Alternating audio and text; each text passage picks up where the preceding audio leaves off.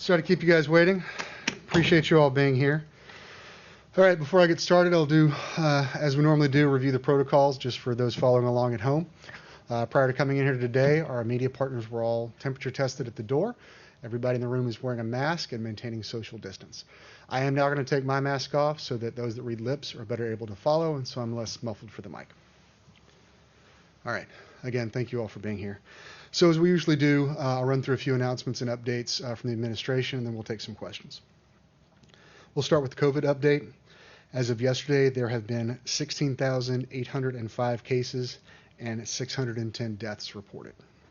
We're averaging over 160 new cases every day, and the positivity rate is now up to 3.6%. In addition, our hospital capacity is decreasing. Right now, we're at around 68% beds filled.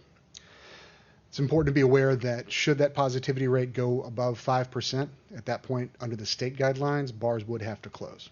So please be mindful of that. Those are the stats that we're looking at just at the front line. Dr. Vegno, the health department will be out here later this week on Thursday morning. I don't believe that time has been set. It may be 10 o'clock, but we'll update you as we get that locked down. But Dr. Vegno will be here to give a full presentation on the current state of the data and to talk about where we move from here. Things to be aware of for this week, we do have testing opportunities available. There's a drive-through at the Mahalia Jackson, at UNO, and at the Hilario Center. That's today through Friday from 8 till 4 and Saturday from 8 till 2. We have drive-through at the Living School today through Friday from 1 till 5. And walk-up testing is available at Bountiful Harvest Full Gospel Church. That's today through Thursday from 8 till 1:30 p.m. There's walk-up testing at the Sanchez Center today from 12 to 6. Walk-up at the French Market tomorrow from 12 till 6, and walk-up testing at the Hispanic Apostolate tomorrow through Friday 1 till 6 and Saturday from 9 till 1. So right now we have not been testing at the rates we had over the last summer, but we are keeping pace. The next few weeks are going to be extremely critical. We're watching the data and looking at the impacts from the Thanksgiving holiday and from recent events. As we have since March, we're going to continue to keep our eye on those key metrics, on the cases, on the fatalities, and certainly on that positivity rate. We're asking everyone to continue to follow the guidelines. It's been a long, hard year, and we get that. It is easy to get worn out by this, and we all are. But for everyone's safety, we need everyone to continue to follow those safety guidelines, and it's what you all know. Mask up, wash your hands, and maintain social distance. Avoid large crowds wherever possible. We are asking again, as I've said a couple times from the podium in the last few weeks, that as you move into holiday celebrations, be mindful that it is going to be different this year. And that's not an easy ask to make. That's not easy for anybody. But we can't celebrate this year in the way that we're accustomed to. So we encourage everyone to celebrate the holidays, Christmas, whatever holiday it is that you're celebrating this season.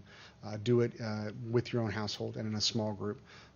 We do have some light at the end of the tunnel. I know today in the United Kingdom they just rolled out vaccines for general populace, or not quite the general populace, but they're starting to move into that. But that's a huge landmark in the history of this pandemic. We are getting there. There is a light at the end of the tunnel, but we want to make sure that as many people as possible can be there to see that light, and to do that we need everybody to continue to be safe. The New Orleans Health Department is continuing to offer free flu vaccines. That's another critical point here, as we've mentioned before, to avoid getting to what has been called a twindemic, where we have a high flu outbreak in addition to the coronavirus pandemic. We're asking that everyone double down this year and get your flu shot. You can get those for free.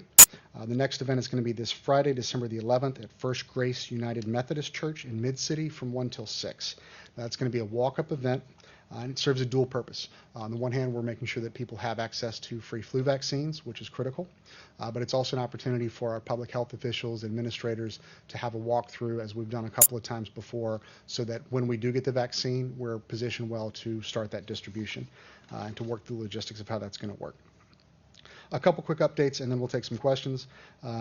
As I mentioned before, but it's important to kind of reiterate this, as of January the 1st, Jefferson Davis Parkway will be renamed Norman C. Francis Parkway.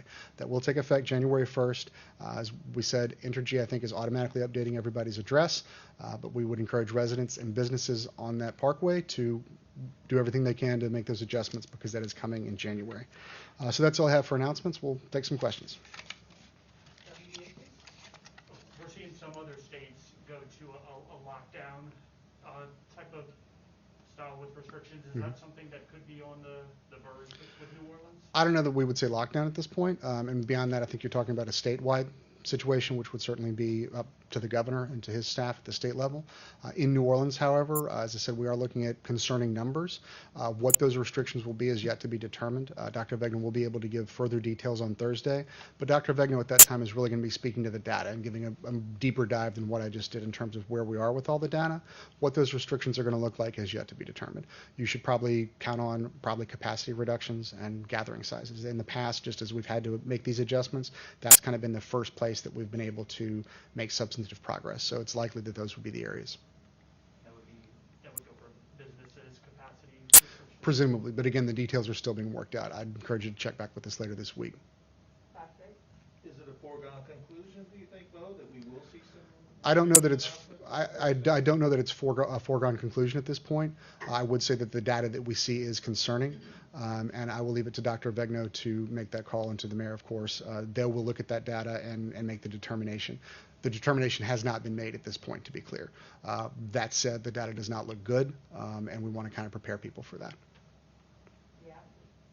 Can you talk a little bit about where the city and the administration is going from here after the defeat of the tax proposals this weekend? Yeah, I can speak on that briefly. I will say for the administration, for the mayor, we were disappointed, certainly, but not discouraged. And now it's a matter, I think the mayor set the tone really well on Sunday when she spoke to this on camera. We're moving forward, and we've got to look ahead into the next year and to how we proceed from here. 2021 was going to be a challenging year in any case, and we knew that. Given the way that the vote went on Saturday, it's potentially going to be that much more challenging. What those details are, we don't know at this point. Obviously, as you heard many people say, the mayor and Gilbert as well, the considerations around those millages were part of their conversation for the budget for 2021. Now that that is not the case, we're going to have to rethink some things. The mayor and her budget team and the CAO are going to be determining what that looks like. There are no easy choices ahead. We have already had to cut over $100 million from the budget. That was a blow across the board, and we're trying to find the best way to absorb this going forward.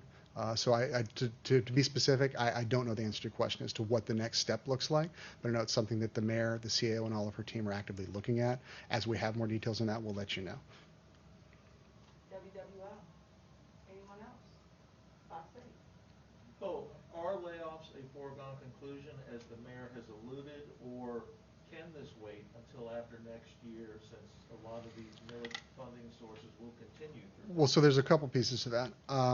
I'm not going to say anything's a foregone conclusion, right? And certainly when you're talking about something as serious as layoffs and force reduction, that's something that the mayor is not going to take lightly, and we're not going to make any kind of snap decisions on. So what that will mean, what that's going to look like, we still have yet to determine that, right? Given the way that the vote went, given what we're looking at in terms of the budget, it's certainly on the table, and I think the mayor's made that clear. But there's not some kind of automatic trigger point where this is immediately going to happen. So what's going to happen now is that the mayor, the CAO, and the budget team will look at where we are. And a lot of this also is going to depend on what happens with the economy and the recovery. As we get a vaccine in place, as we start to see the economy stand back up, that may change the conversation considerably. Certainly we want to be optimistic, we want to be hopeful, and we don't want to close off any doors. So the short answer to your question is that's not yet been determined. Nothing is a foregone conclusion, but it's absolutely something that's on the table.